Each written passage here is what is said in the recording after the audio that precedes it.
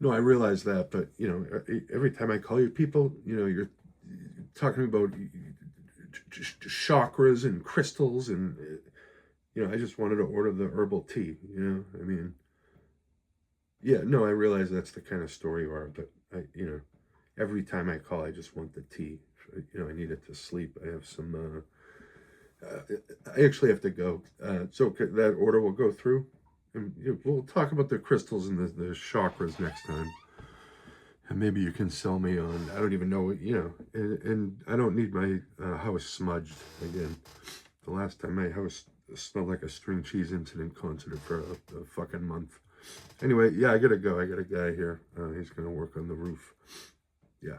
Okay. Yeah, bye. Hi, welcome to Talk About the Passion. This is a podcast where we talk about music and records and bands and make fun of people and stuff. Tonight we're going to close the laptop. There's nothing on this thing tonight. I just have Discogs open because I want to talk about 7-inch records. There's a whole bunch of them here. I don't know what I'm going to say, but hey, I thought it was a Friday night. I thought I didn't have to work tomorrow, but I do, and it's 1:30 in the morning, and now we're going to do this. Let's start off. We're going to start off early. Black Flag, Nervous Breakdown. This is like an early pressing. I got a little while ago. Yeah, a lot of these are ones I bought like semi-recently, except the next one. But this is 1989, a yellow. I like that yellow one. Still got the sticker on it from Rocket Records for $2.99. I think this is like a $40 record. But yeah, Nervous Breakdown.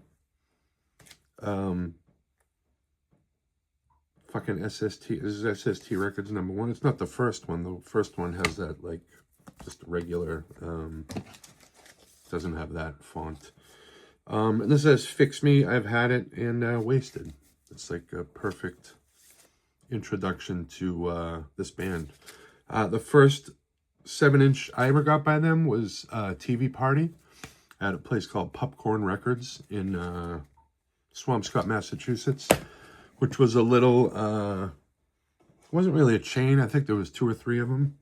But when I first got into punk and hardcore, they had like a small bin, and they had, I bought that. I bought Dead Kennedys Bleed For Me 12-inch, which I have right here, actually.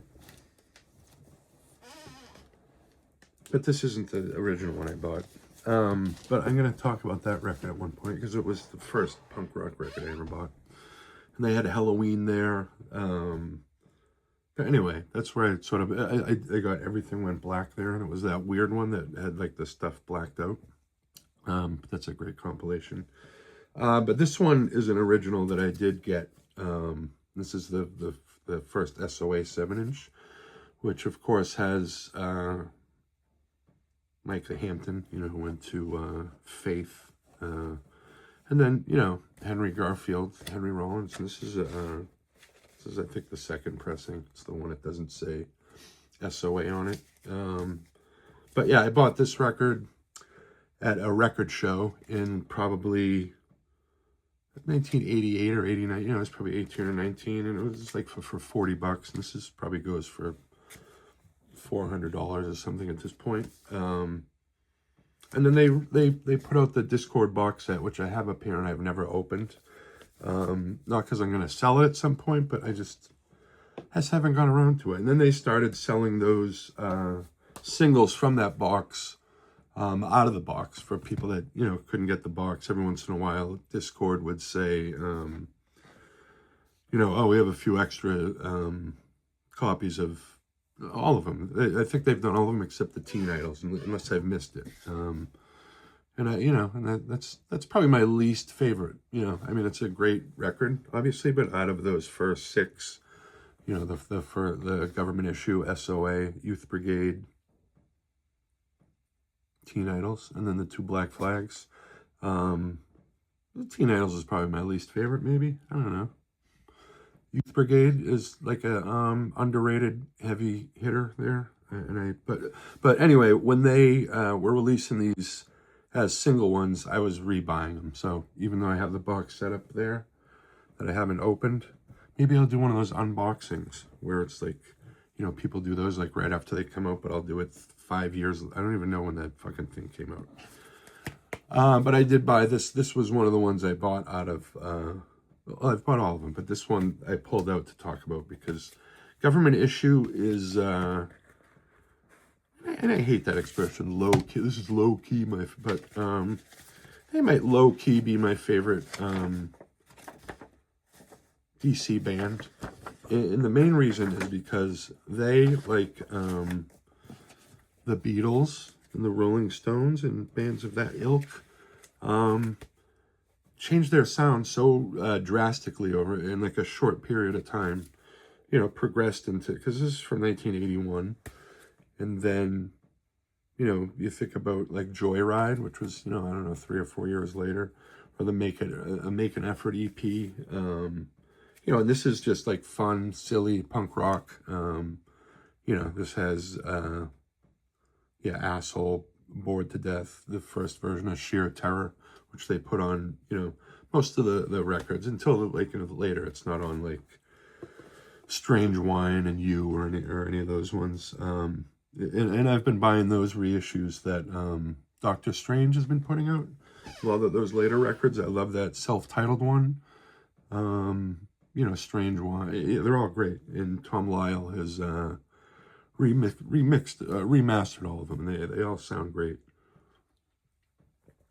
But this record is one of my favorites of, when I first was getting into, punk and hardcore, these were already gone out of stores, but they put out that 4 7-inches on a 12-inch thing that had the 4 that weren't the 2 Minor Threat ones, and I loved that thing. So yeah, those records are all great. And then getting more local, this isn't this, I got this recently from my sibling, gave me a box of 7-inches to try to sell, and then said I could keep some of them, I think. If you're watching this, is that what you said? I hope so, because I'd like to hold on to this. It's Guilty Face. Doesn't have a lyric sheet in it, but, The Freeze, another one of these, like, low-key, one of the best hardcore bands, but they're not from Boston, they're from Cape Cod, south of Boston, but they did the song "This Is Boston, Not LA," and they weren't part. When people say they weren't part of the crew, I feel like that's it's like a, I don't know, this is like 2 different worlds, but these bands all played together. You look at the back of this and the thank you list, immediately: Gangrene, Jerry's Kids, FU, Springer. I guess it doesn't say SSD, just Springer. So what's that say? I don't know. But this record's fucking great. Violent Arrest, Guilty Face, Halloween Night. I'm trying to get Cliffhanger on the podcast. I had messaged him a while ago, and I think he was going through some shit at the time. So I gotta hit him up again. They've been playing a lot of shows, and but he would be a fun guy to talk to, I bet. But their shows were epic. Even when I showed up in '84 after they had been together for a few years already. Going to see them, they would often have like pig piles on the stage, and just I don't know, just like a fun fucking raucous band to go see back in the day, and always fun. The Circle Jerks. So also around this time,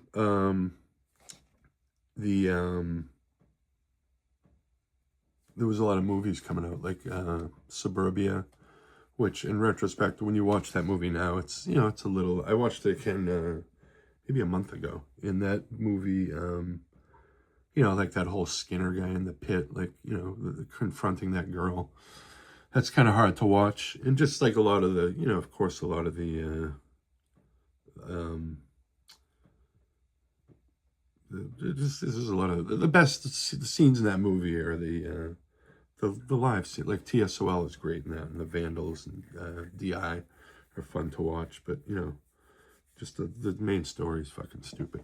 Anyway, Repo Man was the better one, which isn't even, you know, Dahmer movie, but it's not like there's not much offensive stuff in there. There's no like, you know, I'd like to fuck, you know, I'd like to F your brains out, but it looks like you don't have any, you know, like whatever. And then Repo Man is just like a fun movie that had the circle jerks doing When the Shit Hits the Fan. And then there was a verse, they go to a bar. It's like a, you know, little dive bar. And there's a band on stage doing like a, you know, like a jazzy version of When the Shit Hits the Fan. It's the circle jerks and Suits. But Trust Records recently reissued Golden Shower Hits, which is a great record, and which had the original song When the Shit Hits the Fan. And but for the B side of this, they put a that version, the lounge music version of it. But this is on Red. It's nice. I actually haven't even fucking listened to this yet. I'm so behind. I have a thing over. I went to California almost a year, like last April, and I still have, you know, like a dozen records that, you know, I've never even listened to that I got there. But this came. I had pre-ordered this a long time ago, and it was slow to be printed, and it just came like a month ago or something. So I haven't even listened to the reissue of Golden Shower Hits or this. So I'll listen to it and I'll let you know how it is. Because I don't think I've ever I never had that soundtrack, or maybe I did, but I don't think I've heard that just like this whole version. You know, because in the movie it's like in there for like a minute, and then I think when they walk out, one of the guys says that band used to be, or that this band sucks now, or something like that. Huh. This was another one of my favorites. You know, coming up, I bought 7 Seconds The Crew, that album, which was like a hugely important record for me and a lot of my friends at the time. Because like I've talked about before with 7 Seconds, is they were one of those bands that they weren't just talking about like Ronald Reagan. And, you know, at 14, I wasn't following politics that close. You know, I knew what, you know, wasn't good, you know, and you know, what was bad, but I wasn't like paying attention that much.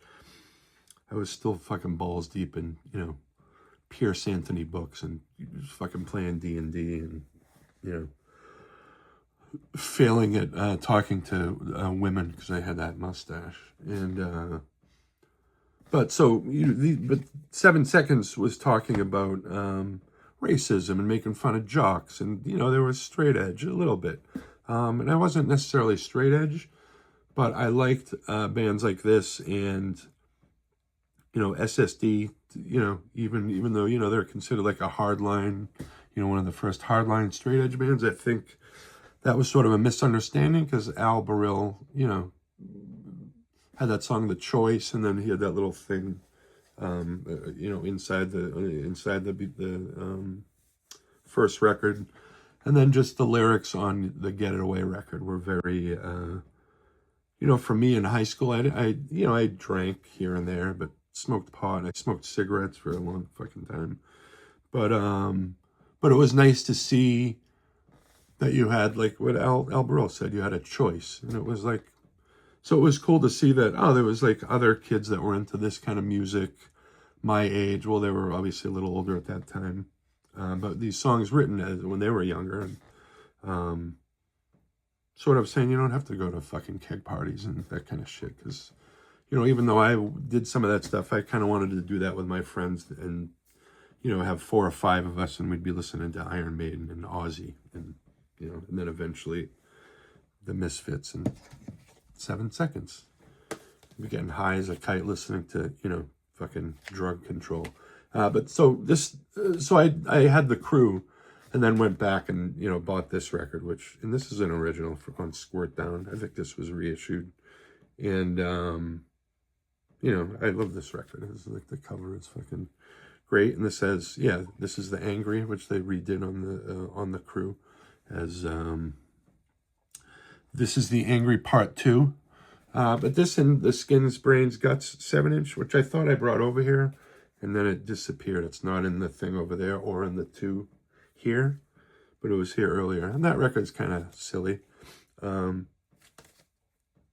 this record's awesome. And I have a shirt with this. And then I have a shirt that's a takeoff on this that Brian Walsby did. It's Lou Barlow. So it's pretty funny, right? Another great band from way back in the day is this band called Social Unrest. I think the record, the radio station that this came from, I think it fell into my bag at one point by accident, and then I just forgot. And then the radio station has since closed, so the statute of limitations is over on that. But this is the Social Unrest, Making Room for Youth 7-inch, and I love that. This is from 1981. It's an original pressing, obviously, and Infrared Records. And these guys are fucking awesome. And then their record was really good. But this is a rare one, but I would never sell this, obviously, because it's got that fucking big sticker on the front. And it's not in the greatest shape. And also, why would I want to sell a fucking Social Unrest record? But yeah, the notes on this, Southern Social Unrest, 3/22/82, Hayward, California hardcore. All 3 songs deserve airplay. It's very true. The best one is very short, 15 seconds. Remember that when there was like 15-second songs? Join the Army, which is not the same one that Suicidal Tendencies did. Which, reminder, Randy Larson, if you're watching, we're going to talk about that. I've been trying to order that record or CD for a while. It's kind of pricey. Why? I could just listen to it, but I want to be able to hold it up. Making Room for Youth, 4 stars. Rush Hour, 3 stars, very good. Play Like Mad, this music has been reproved by the moral majority. Carl B. That's pretty good, right? Social Unrest. This one, so I was thinking of doing an episode of records that probably couldn't get made, or it would probably cause some trouble right now. I was thinking the Angry Samoans, the second Agnostic Front record. It's got that, Don't Take No Resistance, cut their Public Assistance song there, and the Pro, I don't know if it's a Pro, but the Bernie Getz song, Shoot His Load. That's pretty funny. And then we get the Meatmen. So we get this little guy here. I don't have the first LP, but I have War of the Superbikes over there in the one after that, which are fun records. We recently had Graham, the bass player, that was on War of the Superbikes from Negative Approach, who has since become a nice friend of mine, and we chat a lot on social media. Good guy. He's not on this one, though. And, as I was thinking about doing an episode on records that probably couldn't get made right now, like these Meatmen ones, you wouldn't be able to say half of the song titles because your channel would get shut down. So, this one is called the Kids That Are in This Kind of Shape Aren't Very Good. So that's how you say that, because you don't want to say the real name of this. And this also has perform some stuff on me, Ja. So it's got that. There's some song titles on here, and even this picture you probably should. We'll just keep our finger over that little part of that, and so that's the back of that. But yeah, the Meatmen, fun band. I even thought if I did that at the beginning of it, maybe I shouldn't. No, because I'll probably never do that, because that is going to be a tough, that would be a tough sell. But I thought about if I did do that, we do this thing with the phone over here. I would do the same, the end of the phone call at the beginning of Tooling for stuff, where he's like, it's over between us, Boyd. That whole thing.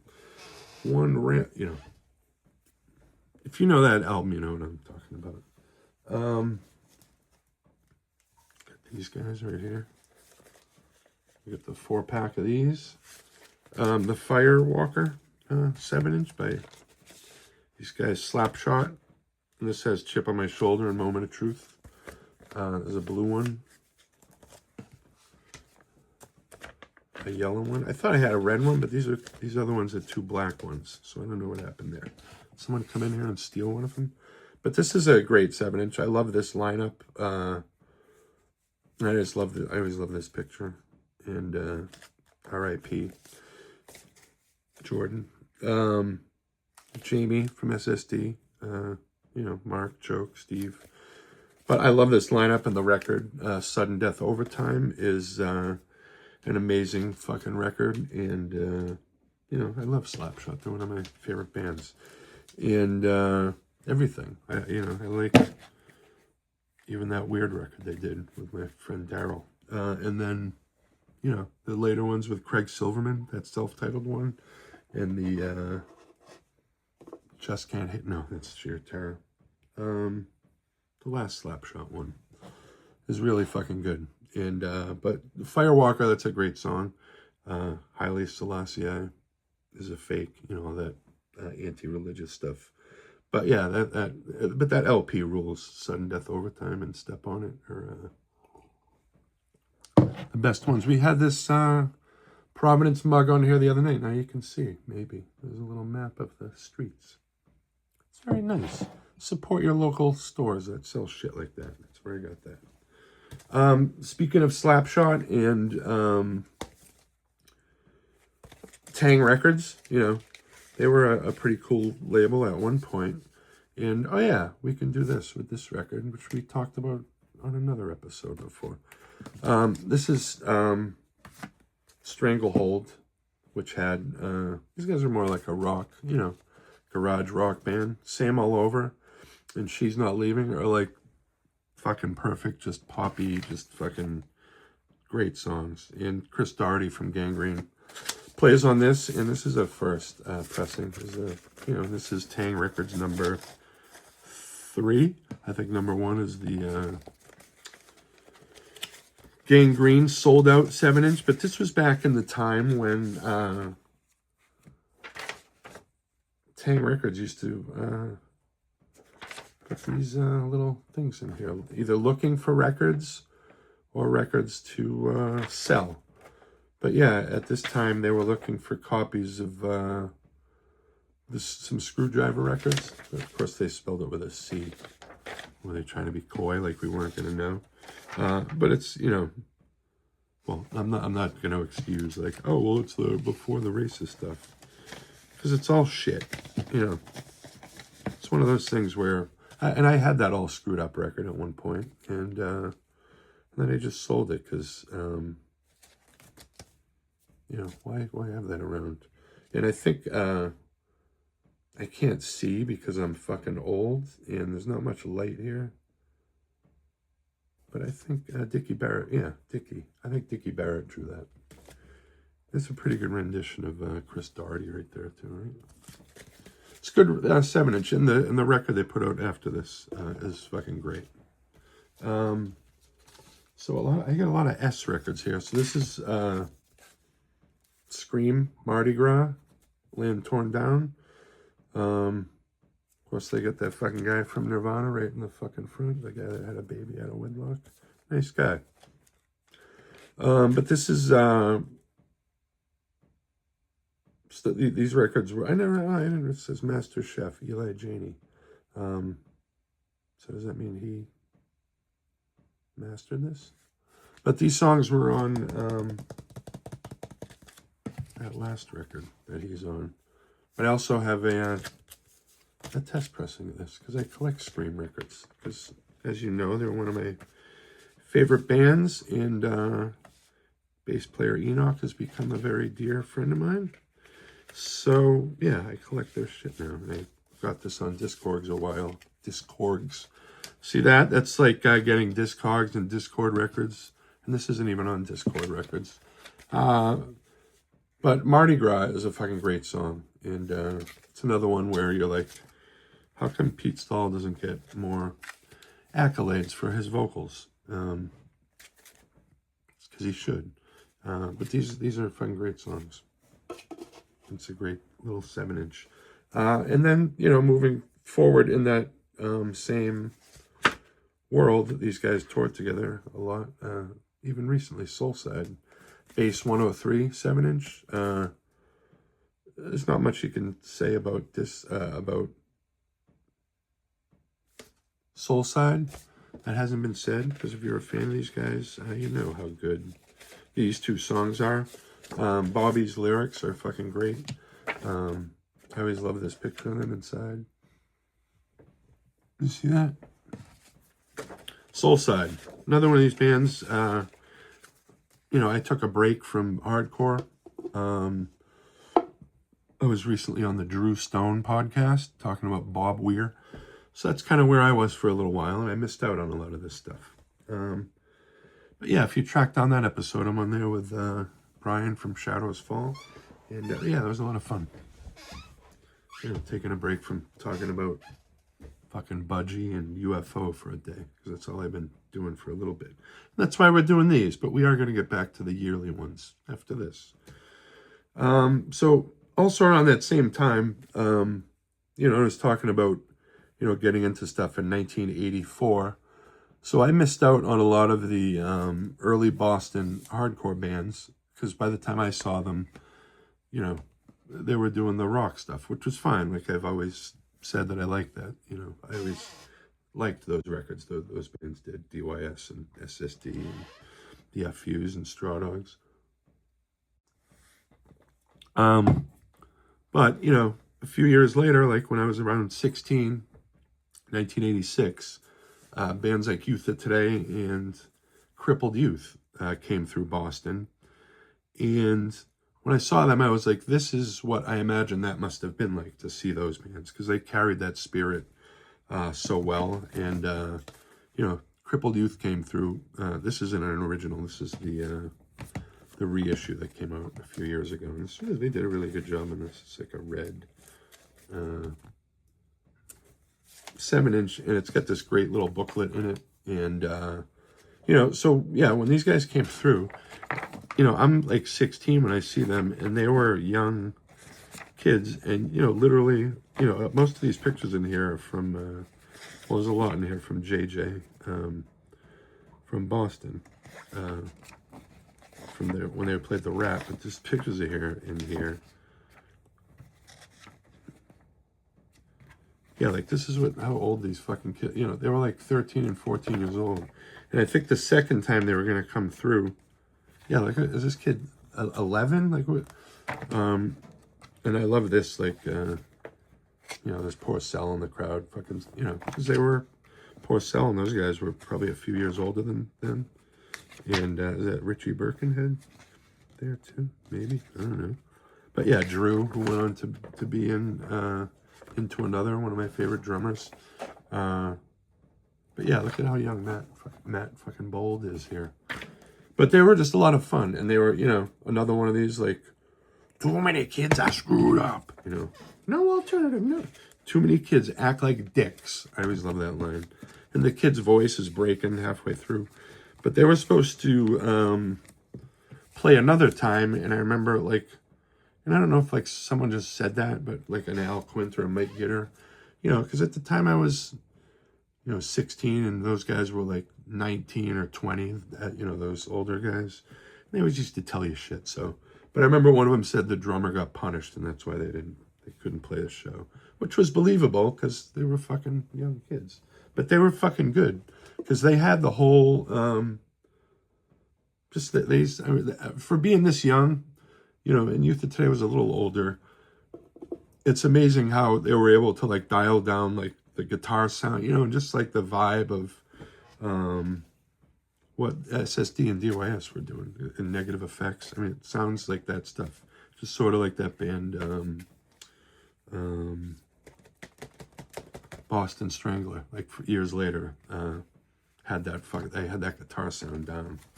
So speaking of Drew, Into Another, a band like, they've kind of one of those divisive bands people don't really like.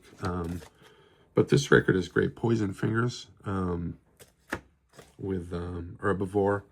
You know, I'm not a vegan, but you know, it's a really good song. It's very catchy. And then they did a Record Store Day version of this a few years ago. It's like the 25th anniversary, or something like that. But I like clear vinyl records, and you know, Revelation always does a great job. I love the old school when they did the polka dot type logos. But into another one of my favorite bands, I did an episode on the Ignorus album a little while ago. We're moving along here. We're almost at the end. I don't even know how long I've been talking. 15 minutes, an hour? Who the fuck knows? You know about this band. So we're moving into like the stuff where, you know, bands started doing sort of more forward-thinking stuff. And, you know, people shit on New York hardcore a lot of times. But I don't think you should do that. You know, because there's, you know, thuggy or, you know, like dumb hardcore everywhere. You know, there's a fucking lot of it in Boston, that's for sure. But we're not going to get into that. Or anywhere, because who cares? Some of it's good, some of it isn't. But if people like it, that's fucking great. But you know, Burn was doing this really just like, and this is one of those like probably a Record Store Day version. I had this a long time ago, and I had that one that it didn't have the misspelling, because they had, I think the first pressing shall be judged on it said, which I wonder if whoever did that got fired. But the lyrics on this are fucking great. They were like a great band to go see live. And you know, they've put out other records throughout the years that have all been fucking great. And fucking Gavin is just, I don't know, that guy. He's one of my favorite musicians in hardcore, especially when you listen to the later like Burn LPs that they've done. He's just a fucking great player. And, you know, Chaka is, you know, awesome, of course. And then, you know, in the Boston, we had Eye for an Eye, which was also another one of these, like, just like doing a different version of hardcore that was just more forward thinking. And, you know, these guys were all fucking awesome guys. Kevin Norton, good friend of mine for a long time, used to play in a band called Burnt Offerings, which was a metal band out of Lynn, Mass. And, you know, they were playing a lot of shows around in Boston. At one point at the Channel, they had it was like every Tuesday night they would have metal bands. And it was like, you know, because it was like 1988, 89, around that time. And you'd see, you know, Dark Angel, I don't know, any of those bands from that era. But Kevin's band, Burnt Offerings, would play a lot of those shows. And I love the poster on this. But this, Eye for an Eye also had a great live set, which I think part of that showed up on one of those like Tang Records comps that had all the different, it had like the 7-inch, all the stuff they released, plus these radio shows and some unreleased live stuff. But you know, I knew Kevin and Lloyd, and this is a funny story, is I didn't know Jay, the guitar player, and he used to work at it was an ice cream store on right by the corner of Newbury Street and is that Mass Ave? Am I a fucking idiot for not knowing that? You know, the street that goes into Cambridge, Mass Ave. And I remember I went in there with my girlfriend a couple times, and I think it was because I was a hardcore kid. He was just like, no, you don't have to pay. And I didn't even know the kid. I'm like, oh, is this one of those things? Like, I still put a 50 cents in the tip thing for him, because I know Eye for an Eye probably wasn't making that much money at the time. Just kidding. But yeah, that was like one of those funny things. And, you know, I would see him at shows or whatever and didn't even talk to him, but like we had this secret like free ice. So of course I would try to take advantage of that. I don't think I did though. Revelation Records, again, coming in hot. No for an Answer, the You Laugh EP. This is a fucking great record. I wish this is the only no for an Answer thing that is on streaming. They don't have the full LP on here, but I bought this, not this copy, but I remember I got this record out at Zed Records when I was going out there to visit my dad as a teenager. But that's when I got into No for an Answer, and then later, these guys, 411. And this is I fucking love 411. Can I tell you that? Did I ever tell you that? The Say It 7-inch. It's got the song on, Under Fire. There's a white copy. And then Dave Smalley does the backing vocals in this. And then it's got Those Homophobic. And, Daniel Mahoney is, he's one of my favorite people in the hardcore scene. He's got a great podcast. He's just always been like an interesting guy. Very smart. I love his lyrics. And the LP they did is fucking phenomenal. And he's just a good dude. I love his music. And then this also has Brett Gurewitz recorded this. I didn't know that. Anyway, 411 Say It 7-inch. You could probably find this for $3 somewhere. I think that's where I got this one. I had that white one forever, and then that red one showed up. So a lot of times, speaking again of Revelation Records, when a lot of this stuff was coming out, I wasn't really into it. A lot of the later straight edge stuff, or like this record. And I don't know the pressing information on this record at all. So I don't know what. This is Revelation Records number 5, but like literally in the last 2 or 3 years, I've finally this stuff has finally hit me, and I'm like, now I'm fucking going nuts for it, and I fucking love it. So yeah, stuff happens, and of course, I'm listening to this stuff, and going into the dispensary with a Judge hoodie on. I don't know. Yeah, and speaking of that, they reissued this recently, and it's not a nice. I like that. That's a nice. But yeah, this I love these this Judge 7-inch, and they've become one of my favorite bands now, and it's good because you know what? When you discover this stuff later on in life, you then have all this new music to listen to that's been out forever. I mean, there's not much Judge stuff out there, but there's a lot of these, I'm just discovering which bands I like, which ones I don't. I made a straight edge playlist of just a bunch of bands that I wasn't that familiar with, and I've found a lot of good stuff. And then also sort of mixing the straight edge with sort of the forward thinking bands was Head First, which is another one.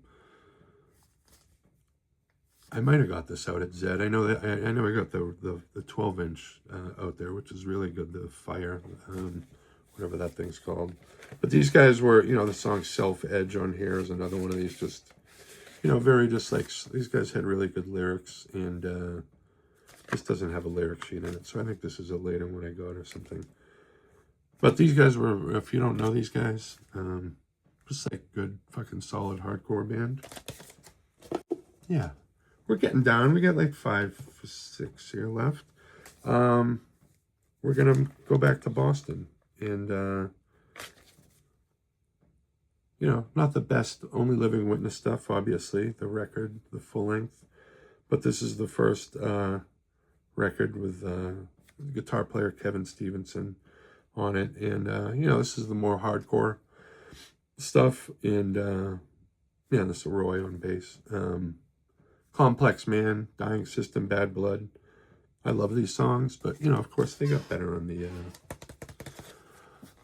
the subsequent LPs and the other 7-inch the ones with like Freak Law on it. But yeah, Only Living Witness, you know, one of the best, you know, Jonah, one of the most talented just guys in Boston, heavy music, you know, Milligram, Milltown, Raw Radar War, Witness, Northern Skulls, just constant, just good music. And then, you know, in that same world, kind of, maybe not as cerebral as them, but Stompbox.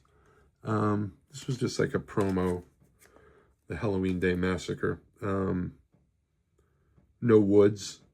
And this is produced by Evan Seinfeld of Biohazard. Seen him lately? I was saying to my friend Kevin the other day, I'm like, I like the thick THICC version of Evan better. He's like, oh, I mean, it's nice that he's healthy now. He's got a weird trajectory, that guy. He's like Biohazard, Oz, Porn. Now he's like, he's got that big black arm. And then they just put out a new record that's pretty good. But we're talking about Stompbox. The record Stress, and they just put all their stuff up on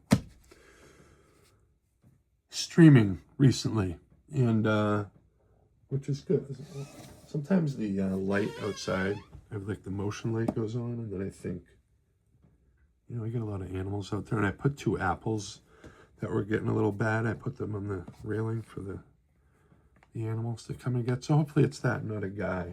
But I mean, if it is, I got this fucking thing.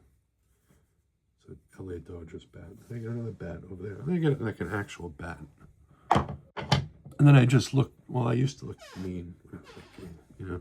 But Stompbox, the full-length LP, fucking riffs, and this 7-inch, yeah, it's whatever. All right, now we just got a couple more here. This is the Cult Little Devil. And the only reason I'm talking about this is, did it snow more? We're getting like 28 inches of snow Sunday. This is when they switched to Rick Rubin, and, you know, did more of like a AC/DC type sound. But the reason I'm talking about this record is the first tattoo I ever got was this fucking thing. It's up here. And then on this arm, I have the, I don't have a copy of it, but I have the import version of the Little Devil 7. And it's not even the best song on the album. So I have a fucking, you know, the import Little Devil 7-inch and the domestic. Like, no one was ever impressed by that. So, you know, maybe my friend Keith Bennett would be, because he's a big Cult fan like me. And this is a 7-inch. If you don't have this, you're a fucking idiot. It's called Earache My Eye, and the name of the band is Alice Bowie. You might know him just as Cheech and Chong, but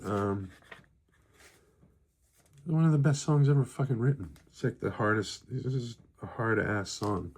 If you've seen the movie Up in Smoke, this is the song they win the fucking talent contest with. We got one more. That's why we got 2 drinks tonight. Did you ever see the movie Rumblefish by Francis Ford Coppola with Matt Dillon, Mickey Rourke, the beautiful Diane Lane? I don't know if I should say that, because was she like, no, she wasn't a teenager in this. But the soundtrack to that movie was done by Stuart Copeland, the drummer of the Police. And the single and the song that kind of runs through the movie is called Don't Box Me In, which features Stan Ridgway from Walla Voodoo, Mexican radio. When I first got a copy of this 7-inch, another copy, I put this up on, a picture of it up on Instagram. And Stan Ridgway liked it. That was a high point in my life. But this song is great. And the soundtrack is really good, but I just love this because there's Stuart Copeland playing a guitar, you know. And he's one of my, you know, he's probably the best member of the Police, you know. Maybe there's a tie between him and Andy Summers as number 1. because Sting is a number 2.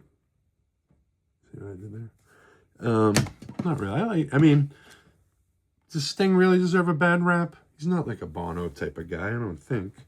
People just, wipe this thing down sometimes. People just think he's, maybe because he has tantric sex or whatever. Or like that song Tea in Sahara. But those are, you ever like watch him play those bass lines and sing at the same time? It's pretty fucking badass. And he was fucking in Quadrophenia. So who cares if he wants to fuck his wife for 10 hours at a time, right? Who are we to judge? She's probably sick of it at this point. Is he still married to whoever that was? Anyway, what are we talking about? This record, it's a great 7-inch. I mean, it's just a great song. You don't need this 7-inch. This is the last one on the thing. And we needed to end this somewhere. I don't even know if how this was. I talked about records for a little while. I had no script or anything. And we're going to try to do more of this. So I appreciate you if you're still watching this. And thank you for watching. We'll see you next time.